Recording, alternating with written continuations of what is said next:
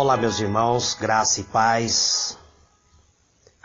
Aqui quem vos fala, vosso irmão em Cristo, presbítero Gregório, trazendo mais um pedacinho do Maná dos Céus. Hoje, amado, eu quero comentar o capítulo 13 de Atos do Apóstolo. Esse capítulo ele contém 52 versículos, amados. Então eu estarei comentando parte por parte, separadamente, assim, com bastante tranquilidade, para que os irmãos possam compreender a obra de Deus que ocorreu na igreja primitiva. Hoje estarei comentando os primeiros 12 versículos e deixarei os próximos versículos para próximo comentário. Eu quero vos falar sobre a missão de Barnabé e de Paulo na igreja de Antioquia. A palavra de Deus diz que o versículo 1 do capítulo 13 diz assim. Vamos ler até o versículo 12. Ora, na igreja em Antioquia havia profetas e mestre, a saber Barnabé, Simão, chamado Níger, Lúcio de Cirene, Manaém, Colasso de Herodes, o Tetraca e Saulo. Enquanto ele se ministrava perante o Senhor e jejuava, disse o Espírito Santo: Separai-me a Barnabé e a Saulo para a obra que eu tenho chamado. Então, depois que jejuaram, oraram e lhe impuseram as mãos, o despediram. Este, pois, enviado pelo Espírito Santo, desceram a Selúcia e dali navegaram para Chipre. Chegando em Salamânia, anunciava a palavra de Deus nas sinagogas dos judeus e tinha a João como auxiliar. Havendo atravessado a ilha toda até Pafos, acharam um certo mago, falso profeta, judeu, chamado Bar-Jesus, que estava com o procônsul Sérgio Paulo, homem sensato. Este chamou a Barnabé e a Saulo e mostrou o desejo de ouvir a palavra de Deus. Mas resistia-lhe Elimas, o encantador, porque assim se interpreta o seu nome, procurando desviar a fé do procônsul. Todavia, Saulo, também chamado Paulo, cheio do Espírito Santo, fitando os olhos nele, disse: Ó filho do diabo, cheio de todo engano, de toda malícia, inimigo de toda justiça, não cessará de perverter o caminho reto do Senhor? Agora, eis a mão do Senhor sobre ti, e ficarás cego, sem ver o pôr do sol por algum tempo. Imediatamente caiu sobre ele uma névoa e trevas, e andando à roda procurava quem a guiasse pela mão. Então o procônsul, vendo o que havia acontecido, creu e maravilhando-se na doutrina do Senhor. Muito bem, amados, diletos irmãos, gostaria de trazer um breve comentário desta passagem, falando acerca do que Deus tem feito na igreja primitiva e também nos dias atuais. Eu estou comentando Atos do Apóstolo, versículo por versículo. Não tenho vasto conhecimento da palavra de Deus, então a minha limitação muitas vezes deixa com que algumas coisas eu não venha comentar, amados. Hoje eu quero vos falar que após a igreja logo no início, quando a igreja foi formada, houve um grande levante da igreja, de perseguição contra a igreja de Cristo. Houve muitos discípulos que foram mortos. Estevão foi um dos primeiros discípulos a ser morto.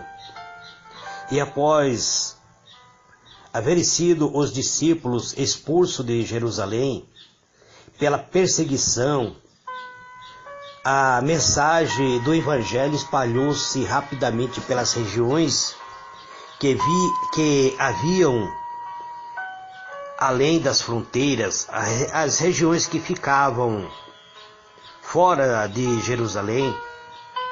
Começou a ser evangelizado pelos discípulos que estavam sendo dispersos, que estavam fugindo da perseguição. Então, as regiões que ficavam além das fronteiras da Palestina começou a conhecer o Evangelho de Cristo. E muitos grupos pequenos de crentes se formaram em importantes centros, em importantes regiões além de Jerusalém.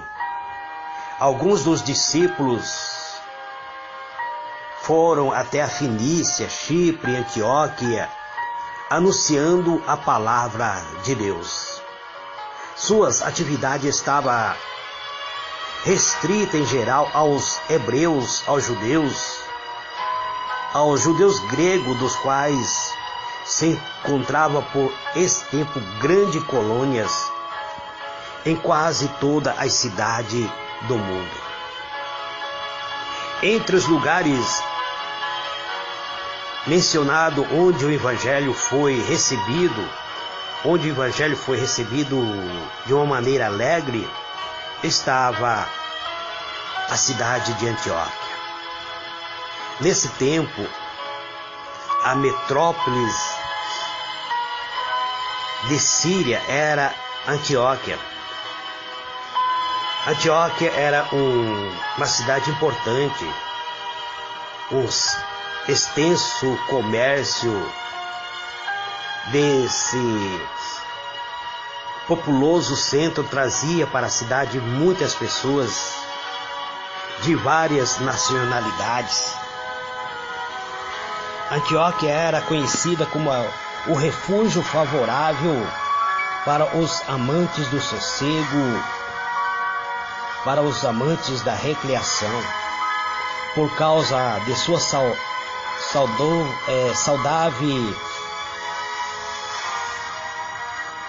saudável clima, de sua saudável localização, por causa das belezas que circundava, da riqueza cultural e da riqueza mesmo que ali se encontrava. Nos dias dos apóstolos, Antioquia se havia tornado uma cidade de luxo e de vício. Mas o Evangelho era pregado publicamente. O Evangelho estava sendo pregado, ensinando em Antioquia por certos discípulos que eram de origem de Chipre, de Cirene, ou os quais se ali chegaram anunciando que o Senhor Jesus era o Salvador da humanidade. E a palavra de Deus diz que a mão do Senhor era com esses pregadores.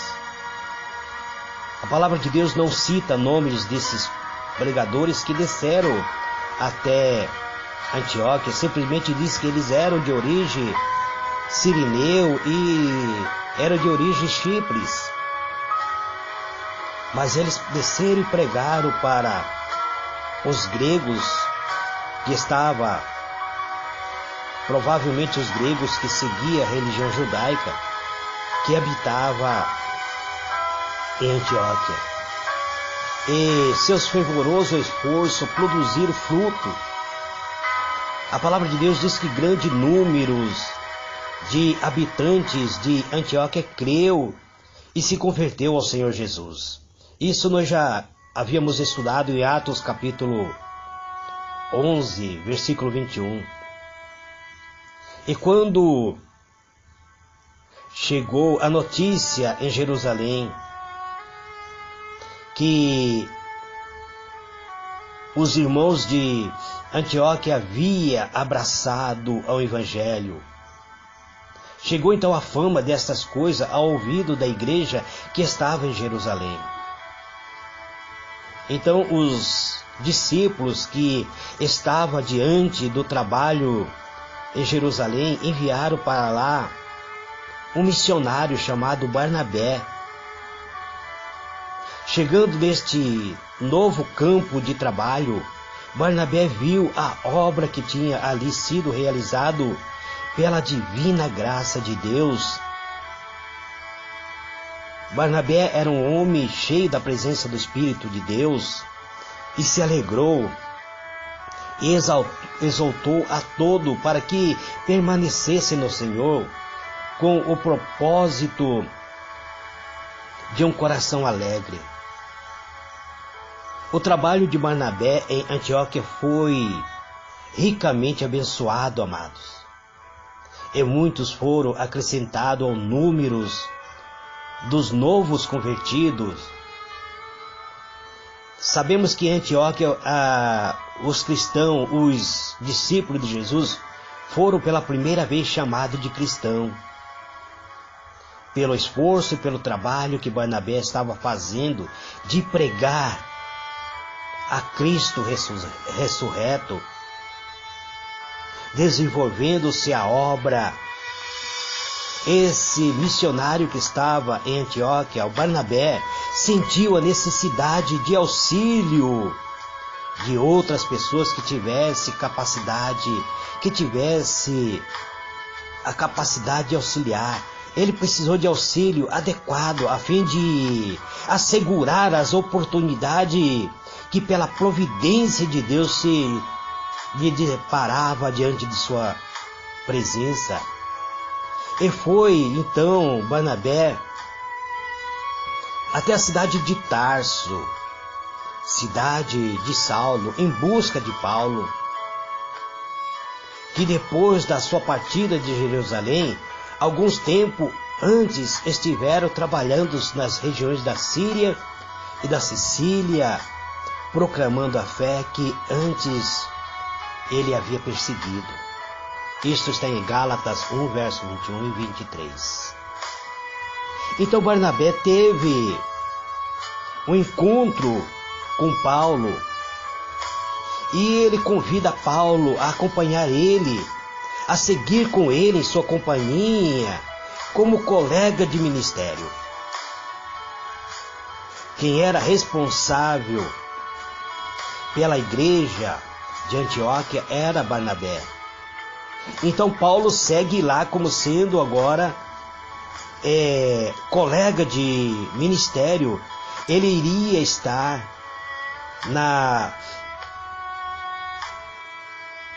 como sendo alguém que estaria obedecendo às ordens de Barnabé. Paulo então seria subordinado a Barnabé. E nós vamos ver mais diante que depois, agora Barnabé é alguém que está acima de Paulo, mas depois nós veremos que Paulo cresce tanto que Barnabé é até esquecido. Então Barnabé leva Paulo na sua companhia na populosa cidade de Antioquia. Paulo encontrou um excelente campo de trabalho em Antioquia. Paulo tinha grande cultura, tinha grande sabedoria, ele era zeloso, exercera uma poderosa influência sobre os habitantes e as pessoas que frequentavam aquela cidade. Paulo tinha cultura, ele tinha sabedoria, mas a sabedoria do Paulo não era somente das letras, mas era uma sabedoria divina. E ele se mostrou ser alguém precioso. O auxílio que Paulo dá a Barnabé, pois Barnabé necessitava de auxílio. Então, Paulo se mostrou importante nesse auxílio que Barnabé necessitava. A palavra de Deus diz que durante um ano inteiro, os dois discípulos trabalharam unidos em um ministério fiel, levando muitas vidas, muitas almas a serem salvos.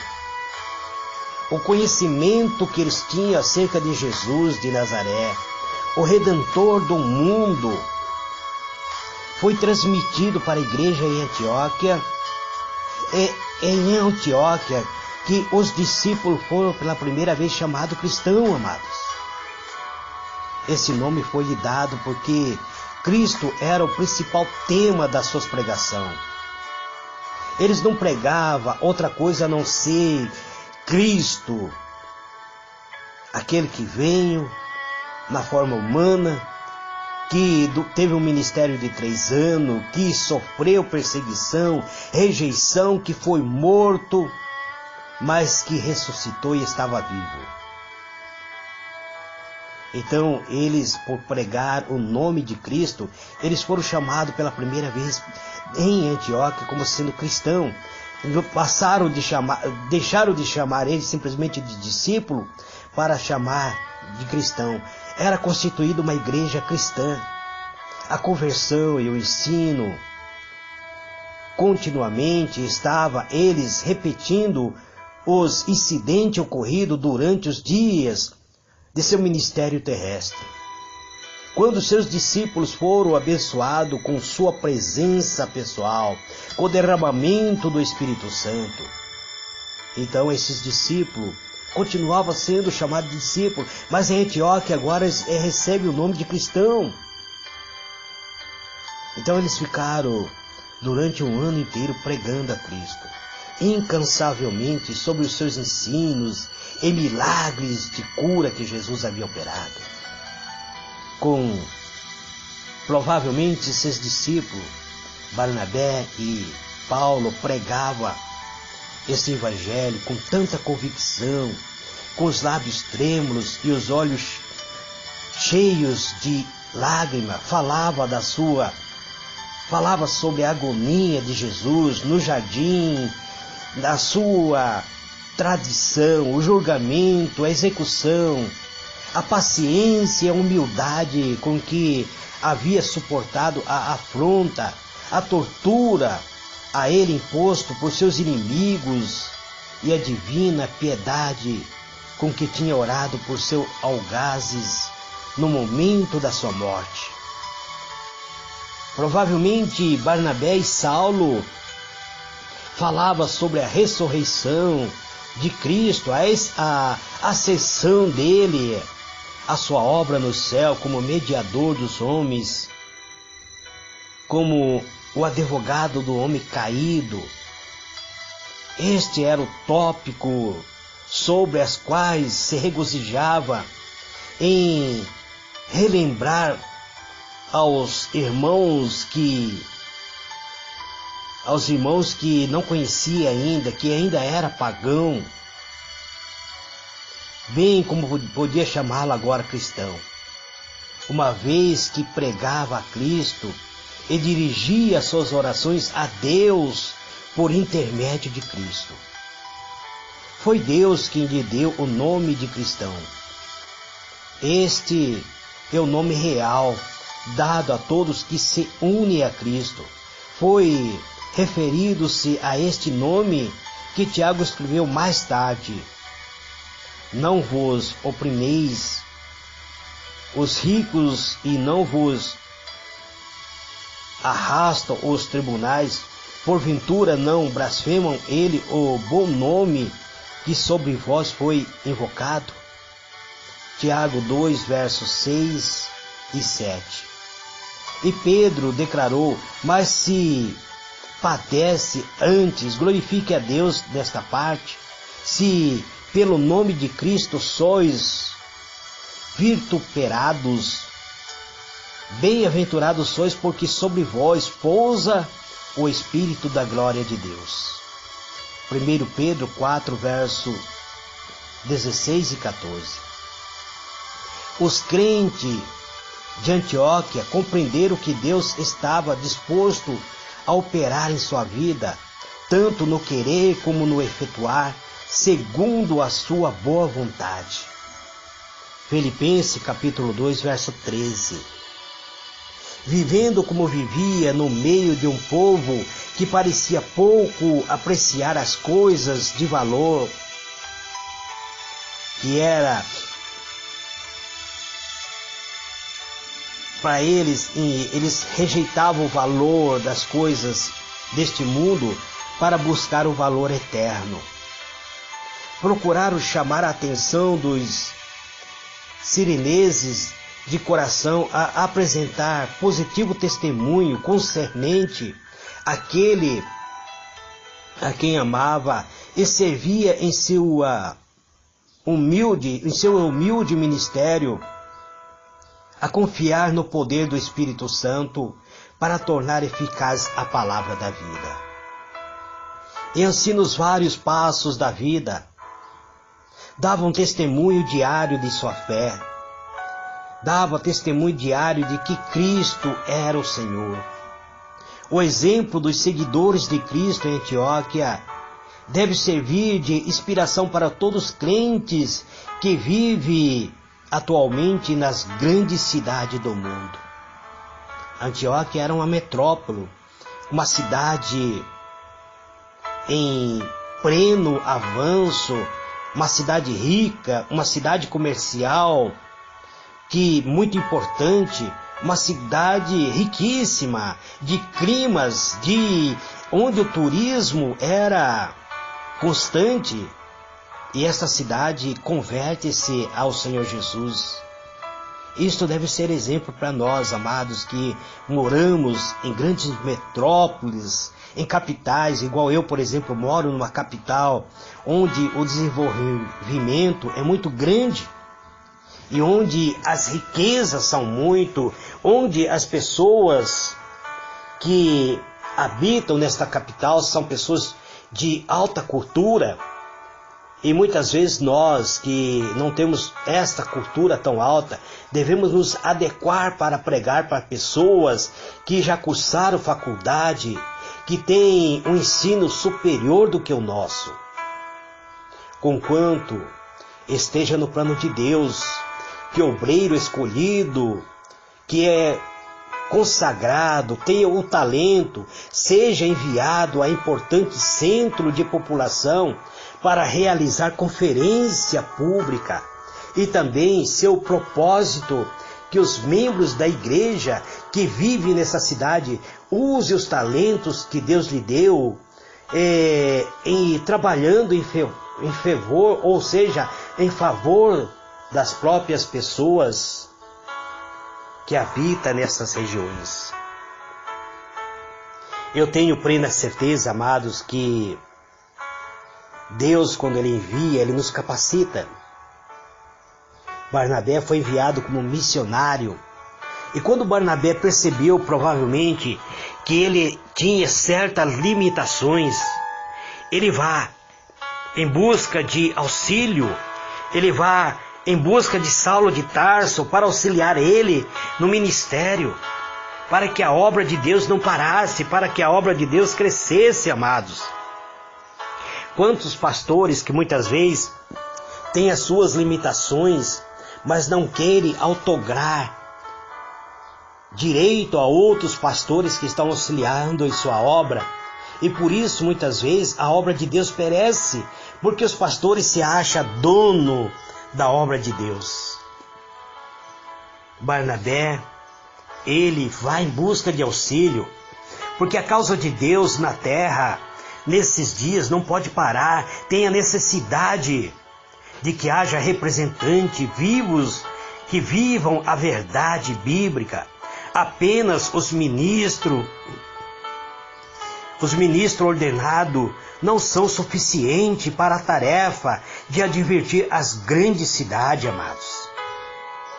Deus está chamando não somente pastores, mas também médicos, enfermeiros, estão chamando advogados, juízes, delegados, estão chamando também generais, políticos, para serem obreiros, obreiros que conheçam a Bíblia, obreiros bíblicos. Está chamando outras pessoas, consagrados, membros da igreja, possuidores de diferentes talentos, que tenha conhecimento da palavra de Deus e possua o poder da sua graça, para que considere as necessidades das cidades não advertidas, amados.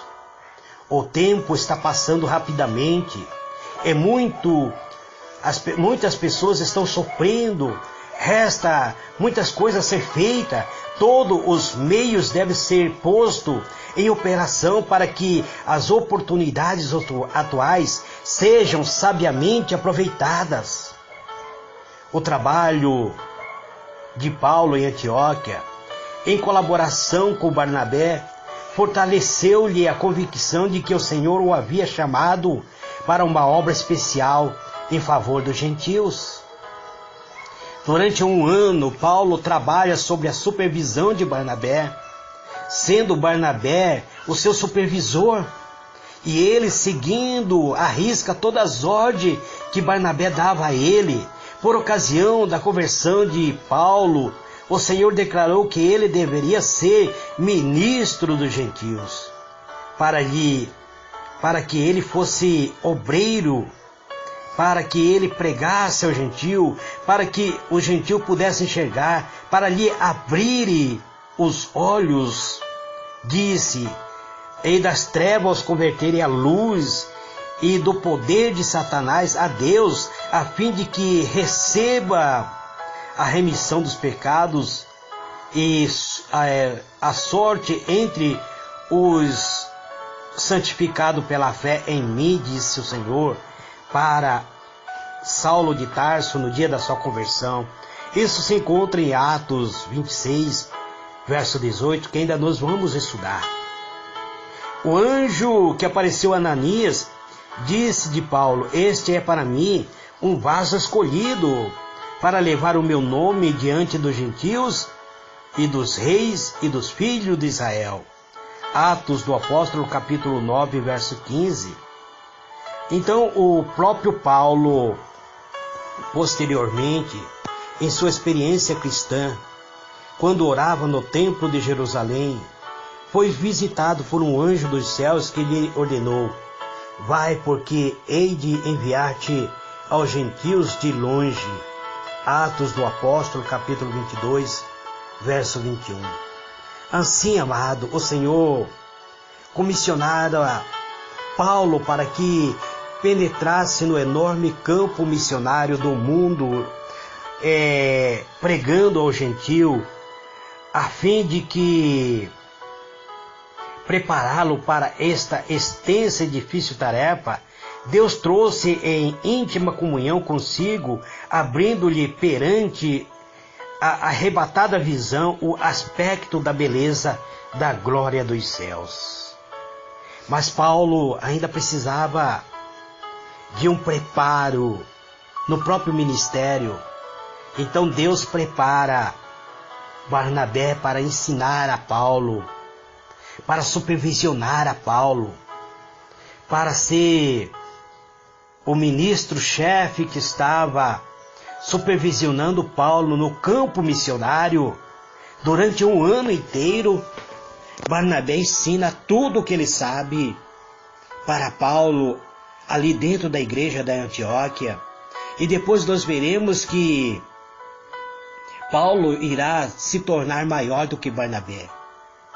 Então foi-lhe entregue a missão de tornar conhecido o mistério que esteve oculto desde os tempos eternos.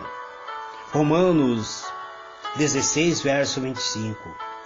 O ministério da sua vontade, ou seja, o ministério da vontade de Deus foi entregue a quem? A Paulo. Efésios 1, verso 9.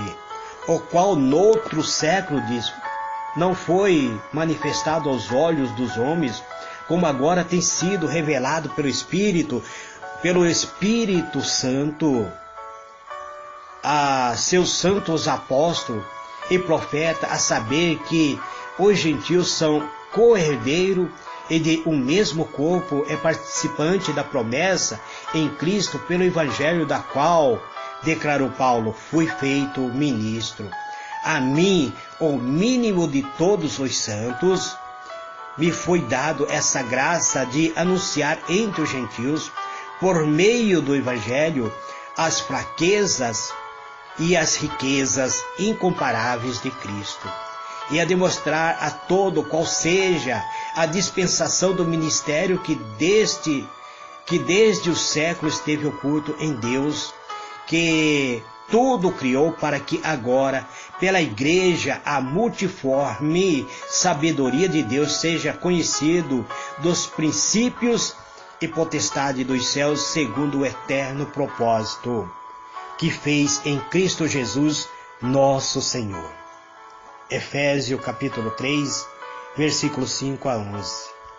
Então Deus, Ele consagra Paulo para ser um ministro do gentio.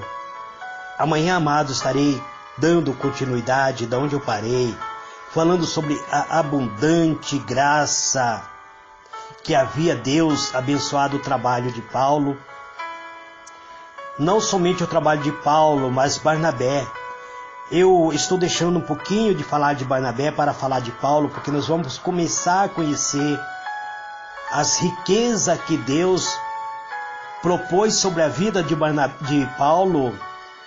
Parece ter deixado a Barnabé de lado, mas Barnabé nunca reclamou disso, amado. Barnabé, quando viu que Paulo estava crescendo, ele se manteve ao lado de Paulo, se submetendo às ordens de Paulo.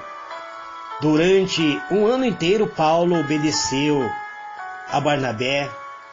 Ficaram com os crentes em Antioquia, mas nenhum deles havia sido formalmente ordenado para o ministério evangélico. Barnabé era apenas um missionário. Ele pega o Paulo para ser seu auxiliar, mas eles não foram ordenados ministro. Agora havia chegado a hora, em sua experiência cristã, em que Deus precisava ordenar. Então a Bíblia diz que ele estava jejuando e o Espírito Santo disse: escolha-me Saulo e a Barnabé para uma obra específica. Isso nós vamos conhecer amanhã, amados. Aqui Deus manda que os profetas que havia em Antioquia orassem e impusessem a mão sobre Paulo e Barnabé e o enviasse para uma obra específica. Nesse instante, eles são consagrados ministro do Evangelho de Cristo. Este, amado, é mais um pedacinho do maná dos céus que eu trago nesse dia de hoje. Que o Senhor ilumine a vossa mente e vos conceda a paz. Fique na paz do Senhor Jesus. Amém e amém.